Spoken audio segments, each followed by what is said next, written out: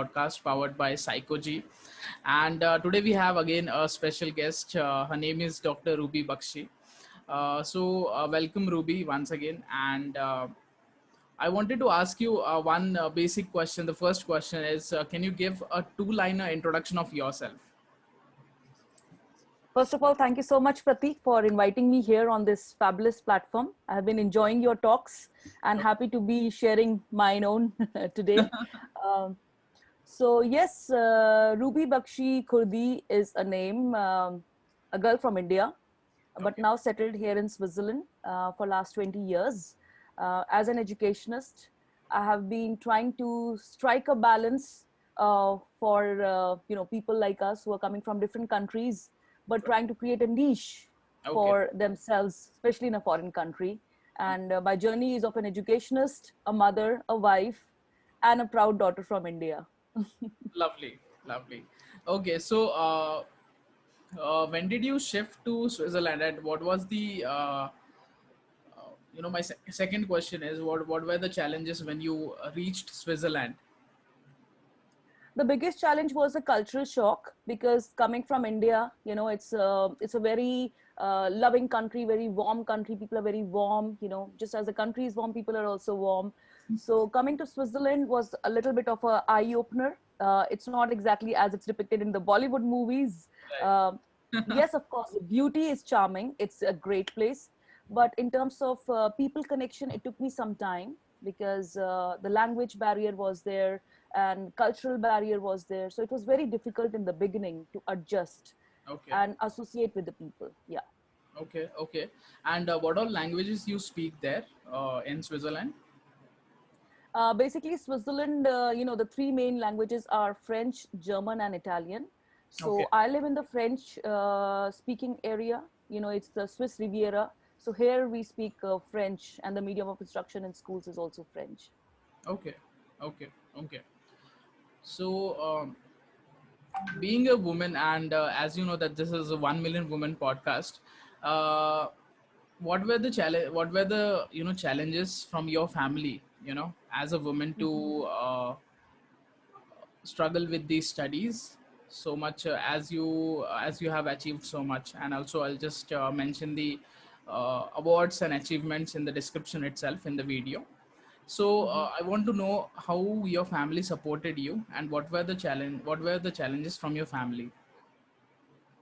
Okay, growing up in India, as you know, it's really like a tightrope, So it was little difficult for my parents in the beginning, because they were very protective about everything. They were very protective. We are two sisters, so my Right. parents were always protective. Yahan mat jao, wahan mat jao, be like this, be like that. So those were the things, but they never actually made us feel that we are girls in a way, in terms of giving us education. Right. My parents always feel that education is very strong, and we should always give the right kind of education to our daughters, so that they are self sufficient. So that was one thing which my parents never compromised upon. But on the other side, when I was in college, I got the opportunity to go on a scholarship to London School of Economics. Right. But my father, he put the foot down. He said, no, I'm not letting my daughter go away, because Okay. she's young and she's not married. Hmm. So that was like the first, I would say, reality check for me, that okay, I'm a girl, so I can't do this. Right. So Okay. I was bit surprised, bit shocked, but still I accepted his judgment, because he's my father and he will think good for me. But that was the first check, or first, I would say, a knock on the door, that you are a girl and you can't take any decision instantly. There is always, others who are going to influence your decision and make the final decision for you. Right. Okay. Okay. But overall, they have been very supportive. This was first thing, because they are protective. My dad is very protective about me, so that's why he was like this. Even though my mother was like, let her go, let her go, but he was little protective in that way. Okay. And second time, it was just after my MBA. When I finished my MBA, I was one of the first persons in my batch to get a job in Colgate Palmolive, which is a blue chip organization. Hmm. But because the posting was in Delhi, so again, my father put the foot down. He said, no, she's not going, because we were living in Lucknow. Right. So he was a bit scared, like we are from this town and staying all the way alone all by yourself in Delhi is not safe. So again, I was told to stay back, and again I was told to not accept it and see something in Delhi, in Lucknow itself, but not go away. He said that once you're married, you're with your husband, you can make a decision, but till the time you are here with us, we have to do like this. Surely, surely. Okay, okay. So, as you said that you are from an education background, right? Mhm. So, I want to understand in detail that how does an Indian education system and Switzerland education system, how can you distinguish it? See, if you're talking from primary and secondary education point of view, it's very, very different, because my kids are going to the local public school here, and I could feel the difference bang on. Growing up in India, we are always emphasizing on you have to be number one, you have to be getting good grades in the exam, and exam is a big phobia. We are always stressed, Yeah. but here the stress level is hardly there in the students, Hmm. because here the education system is so different. They are having consistent evaluation all the time, all through the year. They don't have any exams. Hmm. It is constantly they are having 2 or 3 tests during the week. Whatever they are studying, the students are getting things from there only. Homework is there, but it is limited. It's not something that you are like working 4 hours or 5 hours. It's a very substantial amount of what you are spending at school and what you are spending at home. So there's a very good balance. In terms of the level of education, of course the level of education in India is very high and very good quality.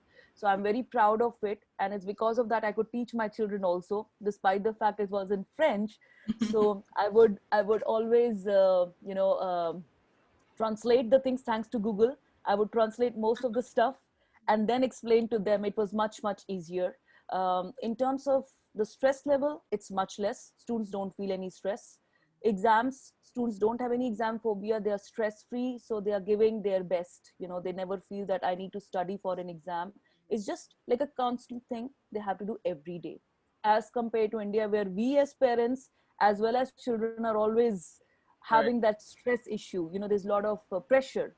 But here there's no pressure. Students are working constantly on their own. So that's in primary and secondary. In higher education, because here I'm teaching in the higher education, I'm teaching in the university, and the age group of my students is masters, bachelors, and doctorate level. I even teach doctorate students. Okay. So it's a very self-paced learning. Again, pressure is not there, even though it's very difficult, but it's very, very much related to the what is going around in the world. Hmm. It's very focused on how every person can relate to what they are doing. So since I'm teaching hospitality and business students, so it's very like it's not learning by rote, it's not memorization, it's just understanding the concepts and having a dialogue and discussing in the classrooms. So Okay. where every person feels free, yeah, where every person feels free and can relate to it. And also people coming from some shy backgrounds, they also open up, because here they give opportunity to each and every person, that the person can open up and clearly state his point of view without any inhibitions. Hmm. And also the level of number of students are little less, the classrooms are smaller. Okay. Again, India being a big country, number of classes and number of students are much, much more. So the relationship between teacher and taught is not as profound as it is here, because here there are lesser number of students. So most of the times teacher knows the names of the students. They have like more connection here, especially in the Right. private schools and private universities. There's more connection because students can teachers can remember the names. They're not just a roll number. Whereas in bigger Right. universities, it's more of a roll number, and sometimes you don't even know your students. Right. And what is the difference mainly into the way of teaching exactly? In terms of way of teaching, I think in Switzerland, I can tell how I teach. I use a lot of gamification in teaching. Okay. I feel that students should enjoy what they are learning. It should True. not be something that is forced upon them. So I Mm. use a lot of gamification, like when I'm teaching HR, which is a very theoretical and boring course. So I try to have role playing, and instead of reading a case study, I tell them to act as they are part of that case. So if the case involves, there's a manager, he's having problem at workplace, there's a conflict, so I'll tell one student to become a manager, other the person who's creating the problem, and like this, it's more interaction and they enjoy it more. And also I try to have more what do you call learning platforms, which are very interactive. Right. So where students are not like just focusing on books or handouts, there's something bit more to it which they relate and they enjoy. The the purpose is to make them understand the concepts, not learn by memorization. So most of the teachers and most of my co-workers at the university, they are trying to bring innovative things into the system, into the curriculum, where we try to have a mix of role plays, case studies, gamification situations, simulating situations, like in hospitality if you're talking about how to set up a table. So we create that in the classroom so that it's more learning by doing kind of a technique. And also having interactive quizzes, just as a game show, like as if I'm the game master and students are having that online quiz, everyone is participating. So we try to do a mix of these activities so that it's a meaningful learning for the students. Right. So more of it is the logical and practical sessions. Exactly, exactly. Okay. Very true. Okay. Lovely. So I want to go now a shift to the family side. Can you tell our audience that how you handle the family? As you said that you are into education system. Plus, I know that personally that you speak at a lot of webinars now and a lot of events right now. Yeah. So, how do you manage your family? And even you have kids, you said that, right? So, I want to Yes, understand, yes. did you, it was your love marriage or arranged marriage, first thing? And second thing, how your husband supported you? And Hmm. third thing, how parenting is different from Indian society to Switzerland right now? Okay. Wow, Pratik. Too many questions, Exad. It's like a rapid fire. Okay, to start off, we had, I would say, love come arranged marriage, Okay. because my husband saw me at a event, and instantly, like, he liked. But we were not. It was not like liking in a way that you fall in love, but it was just like his mother noticed that he's talking to this particular woman a lot. Who is she? And where do they come from? So it was like, instantly parents exchange talks at that event. And I come from a Kashmiri Pandit family, so we have that horoscope matching, so our horoscopes were matched. And within a month's time, it was decided, that they will be getting engaged soon. Okay. But because of time being less, and he was based here in Switzerland, so we got married in just 3 months after meeting each other. Okay. So I really did not know my husband so well before getting married to him. We had just met, I would say, 3 or 4 times before getting married. So I say love come arranged because he instantly liked, we liked talking to each other, but there was no meeting before. So it Ah, was more of a family taking a decision, and we got married. And I'm very happy. It was a traditional wedding, a good Hindu wedding, and we are still together and strong.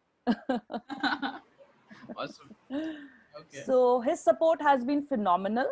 He has been a strong pillar of support. And as I said, I had never moved out of Lucknow before. I was always in the house, always a pampered kid, I would say, between my parents. I was the firstborn. So they were very protective about me, even though I have a younger sister.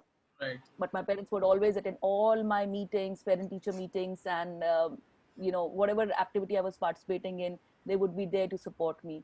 So getting married and coming here all the way to Switzerland, where everything was so different, completely different from what I was used to. So it was really his support and a gentle push towards becoming independent Right. that made my personality, I would say, evolve more. Awesome. Before I was more like a, I would say, studious kid, like doing whatever the parents are telling, leading a life, getting things. I was touchwood successful, because before coming here I was also a principal of a college. I was the youngest principal of a school Okay. in Lucknow. Okay. So I had tasted success before marriage, but still I was a very shy person, a very timid person. I knew what I want from life, but I was not sure, because my parents were always there to protect me. But as a partner, I got a husband who's not just a caring person, but also a person who pushed me to become fiercely independent. And it's because of his push and constant telling me that you can do it, just go for it, just go for it. He kept on pushing me. And he's my best friend, I can say. He's my best friend, and he has always pushed me to be my best. He Okay. never even once doubted that I can't do something. I never knew how to drive, I never knew how to swim. There were things which he pushed me to learn, Right. and today he tells me that I'm a better driver than him, and I'm very proud of it. Okay. And coming to my children, I'm a proud mother of two kids. Okay. I have a fabulous daughter, who is also a budding, I would say, badminton champion here in Switzerland. Awesome. She plays in the cantonal level. She is in top 200 of the whole canton. Okay. Probably soon, one day she'll be playing for Switzerland. A lot of our people in the Indian community, they call her PV Sindhu, budding PV Sindhu. Yeah, right. So I'm very proud of her, and she's doing exceptionally well in studies. She's really working very hard. She speaks fluently. Both my kids fluently. They speak French, English, German, Kashmiri, and Hindi, because Kashmiri is our native language, Right. and Hindi. So they're very fluent in the first four. In Kashmiri, I'm trying to make them brush up their skills. Right. My son, he plays badminton also. Both, all three of them, they play badminton. So he's also a budding badminton star, just like his father and sister. He wants to be an Apple developer. He's working a lot. He's like a techno kid. He's the one who made my YouTube channel. He's the one who pushed me to make one, and he's always helping me with creatives and stuff like that. Even though he's a small kid of just 12-year-old, but he's very smart and very sharp. And I think it's very important for everyone to be a friend first to their children. Right. And being in a foreign country, both me and my husband were very cautious Mm. that at least one of us has to take a back seat and be with the family. True. So I've never worked full time. I've always worked 50%. Okay. Like I would always work, I would always give lectures in the college. I was academic dean of a college here, of a very prestigious girls' college over here. Okay. But 6 years back, I stepped down because I wanted to focus a bit more on my children. And we decided that we should never be just focusing on career. It is important, but family is more important Right. for me. Okay. And I've always spent quality time with my children. So when I would be in school, when my kids would be in school, I would be giving lectures in college. But before they would come, I would be home. Okay. So that was a very conscious decision which I chose, and I'm very happy about it, because we are a very close knit family. Especially when you are away, far away. The grandparents come, my parents come here every summer to be with the grandchildren, because we can't spend good 3 months over there or 2 months over there. But Mm. when the grandparents come, like Dada Dadi or Nana Nani, when they come, Mm. they are able to spend quality time with the children. And I think that's a must. In that, I think our India is very rich in cultural traditions, like the Absolutely. quality time and the quality stories Mm. grandparents tell or transmit to the children. I Right. think that bonding is very important, and I'm happy that we were able to give that to our children. And that's why we are a very close knit family, and we're trying to do the best in that scenario. Awesome. Lovely. Lovely. Okay. So, according to a woman, what do you think that how parenting should be? Like most of the parents, अभी typical parents जो रहते हैं, they say that sometimes students को, you know, we don't normally in India we don't give a positive approach to any kid. We say that Mm-hmm. ये मत करो वो मत करो, या फिर we True, restrict true. something to the kids. So Mm-hmm, mm-hmm, how different it is from your parenting to others parenting in India, mm-hmm, that mm-hmm, kids should have that much freedom to mm-hmm, choose whatever they want to do, mm-hmm. and achieve whatever they want to. Exactly. I Yeah. think it's very important, as a parent, to give little bit of freedom to your children, to empower your children. It's a must. It's not something that we just discuss or talk about on the tables or in the boardrooms. It is Yeah. something that we should practice even with the family, which is a very close knit thing. Right. And for every kid, family is the first school. A daughter sees how my mother is and a son sees how my dad is. So if they see that the bonding between the parents is strong, and they are caring, they are sharing, and they are doing all the things which a kid likes to see or reads in the books, then they are in a safe environment. They develop as good kids. The personality development is also good. But where they see there's some friction between the parents, or parents are not giving them quality time, you can easily see that in the children. They are not very confident, they are stressed, they are nervous, and Mm. it even reflects in their studies. They go in the wrong direction. True. Yeah. So as parents, I think it's very important to give quality time. Try to be with your children, try to be like a friend.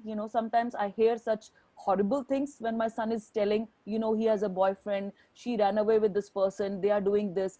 So inside I am an Indian parent shaking, oh my god, but outside I'm like, okay, all right, oh okay, Right. then what? I try to show that I'm interested, Yeah. even though I'm nervous, I'm scared inside, but I don't put it on my face that it is something to be like, oh my god, kind of a thing. Try to be normal, just as you're normal with your friends. Try to be normal with your children, and treat them as equals, treat Right. them as friends. Because if you treat them as equals, they will not hide anything from you. True. That's Only kids who are told don't do this, or the finger is always like this with the parents, they will want to do. Why not? Let me explore. you know so it's very important that we should do positive conditioning, because if you do positive conditioning, automatically your children will open up, right. and they will try to evolve as a mature person. Even if, my as I said, my son is just 12, but he acts as if he's 15 or 16. He's telling me certain things which I don't know. Or my daughter, sometimes they tell me certain things which I'm like, oh wow, which I never would have thought as a 15-year-old or as a 12-year-old, because they are so mature for their age, because they see a different version. Whereas I was a very, if I was a very protective child, so that was also good. That was a different thing. Like, I was in a different scenario. So what my parents did, I think that was great, that was really wonderful. But what I'm trying to do is, I'm trying to take the best from what my parents did, Yeah. and what is here now, because we are in a different zone altogether. I was True. born and brought up in India, and they're born and brought up in Switzerland. So I should not be thinking like a Indian parent all the time. Even I need to change my mindset. True. So my message to all the people who are going to watch us is, guys, we need to change our mindset. Don't think, when I was growing up, I went through this, I have to do the same thing to my children. Right. Your era was different, so stop living in that era.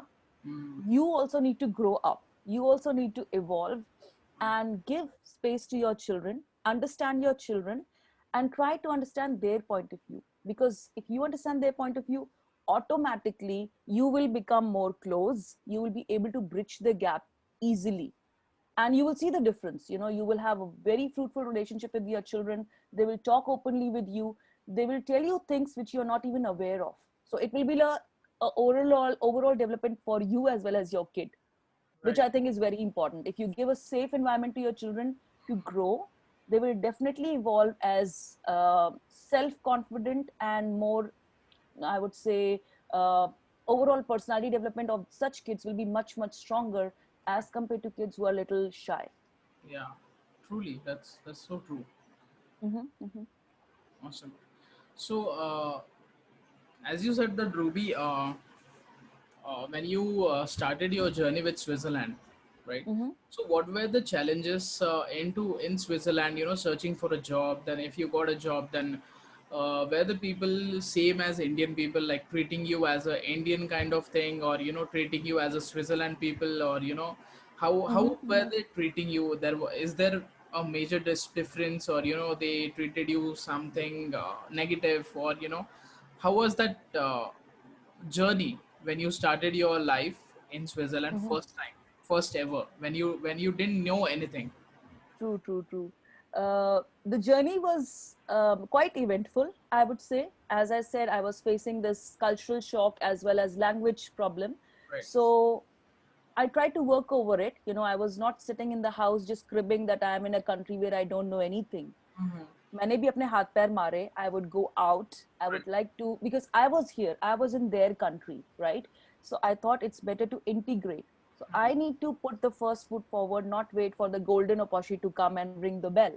True. That's what. So in terms of challenge, yes, it was not very welcoming in the beginning, because of the language problem. They thought I am bit of a snob because I would keep quiet, I would not speak so much. So Right. either जब आप ज़्यादा बोलते नहीं हो, तो either people think that you are a very proud person, or you think of yourself something, like those kind of things. So Hmm. there was those kind of small issues here and there, which because of language, I was not able to express. Okay. In terms of getting the job, it was not easy again, because we were here for a short period of time. My husband was working as an expatriate, so we were here for a short period of time. So to get the job was not so easy in the beginning. Right. But because I had been the principal and I was very successful and I had a niche, I created a name for myself back home in India. Even though it was for a very short period, I would have worked like roughly 2 years. So it was not easy, but because of that name, it got me a temporary job as a lecturer in one of the colleges here. And that opened the doors. Like once I was in the academic, I would say, arena, it opened the doors, and then the word of mouth, because Switzerland is a small country. Right. अगर आप अच्छा करते हो, वो भी बहुत जल्दी लोगों को पता चलता है. अगर आप कुछ अच्छा नहीं करते हो, if you're just a so-so person, or a normal person, that also people see very well. So I Right. think that got the ball rolling, and it spread across. And I think I was very lucky and blessed. The college where I started teaching as a part-time lecturer, same college, after I would say 6 months of how I was doing, how I was working, they offered me to become the academic dean of the place, of the very reputed girls college, which was like really a dream come true, because back home in India also I was a principal of all girls college. Okay.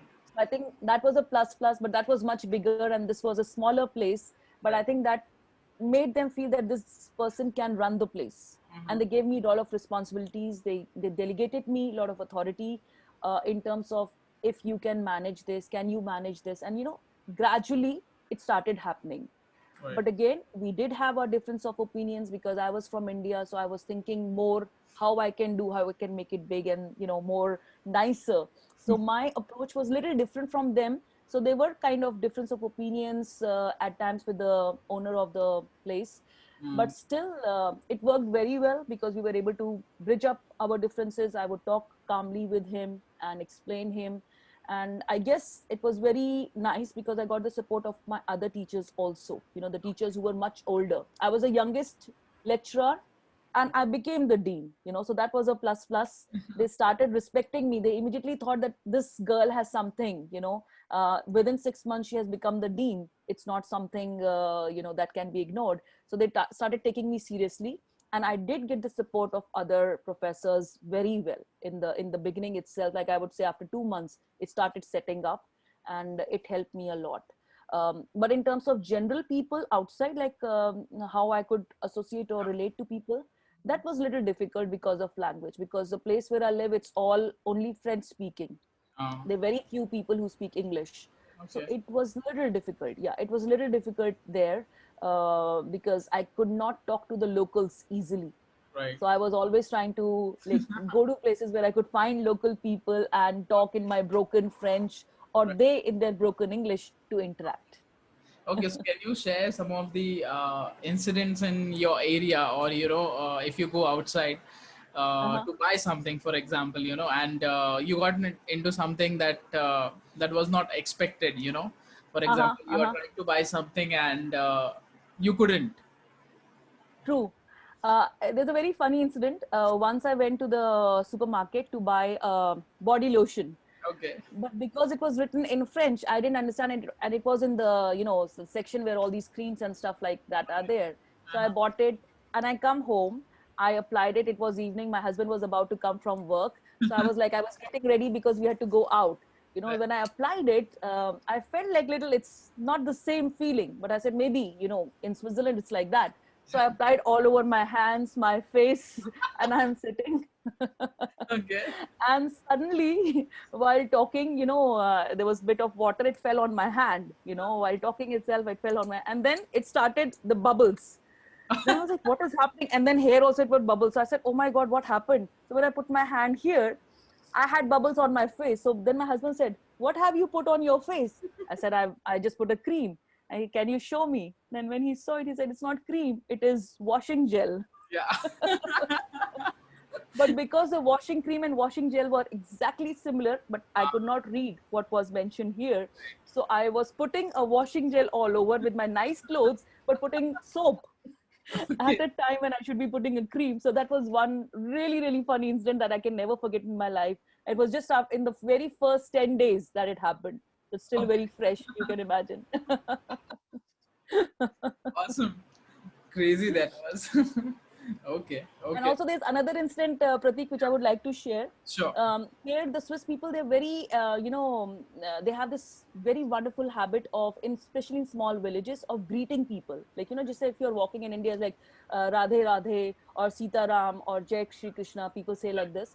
So here, everyone says bonjour, on the road. So if Right. you're watching, I say bonjour, bonjour, like everyone says like this. Right. I did not know about it.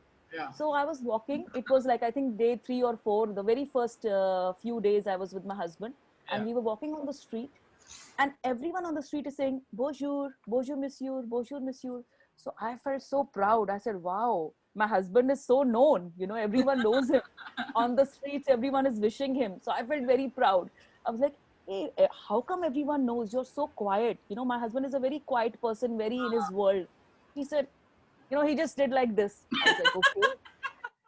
Then few days ago, like a few days, like maybe 1 month it passed or 2 months passed, and then I'm walking on the street all by myself, and someone is like, bonjour, bonjour. So I'm like, oh, maybe it's because of him. People have started knowing me.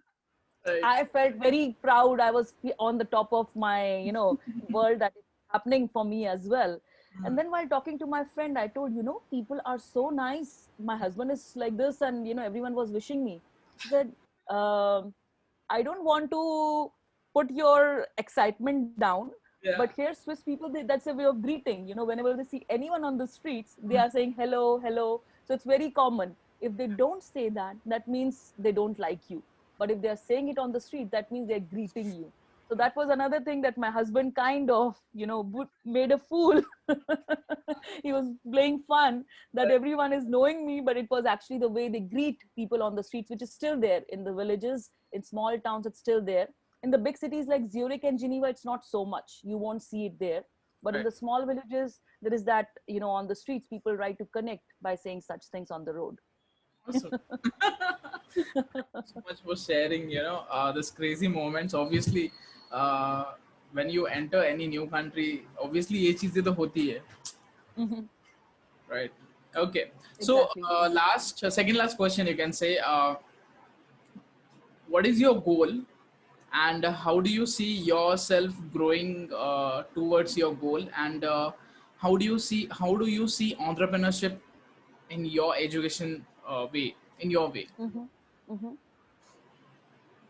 See, right now, I'm working here as an educationist. I'm teaching in the university. Right. But my goal is not just limited to teach. I want to do much more. I want to reach out to the people. And I think COVID-19 was one such situation that opened a lot of doors. Even though the situation was very challenging, the Right. situation was not the best possible thing. But still, whenever there's a challenge, it does open certain doors, and it just gets hope from those challenges also. So I plan to connect with more and more people, do lots and lots of webinars, educational webinars, webinars on emotional intelligence and women empowerment. And I want to connect more women, just as you were connecting with your Right. podcast, your mission. I'm on a mission as well here, and I want to connect more and more women who are having some kind of possibilities opened up for women who are still in a much lower level. They are at the beginning of, either they're in the beginning of their career, or Right. they're kind of suffering there. So I Right. want to connect and make a world a smaller place where anyone and everyone who has something, and people who don't have, they connect on a uniform platform. So Okay. I'm on a mission. I don't know how much success I will get, when I will get, but I am constantly doing it, and I'm happy that I'm connecting with more and more like-minded people in my journey, which is very exciting. And it's given me more boost, in terms of showing that I'm in the right direction and I'm moving towards it constantly. Surely, surely you will achieve, Ruby. I know that, and best wishes for the same again. So, my last question to you is: how do you manage your time as a woman, as you know that you need to handle your kids, plus you have your own job, then you need to take care of the home itself.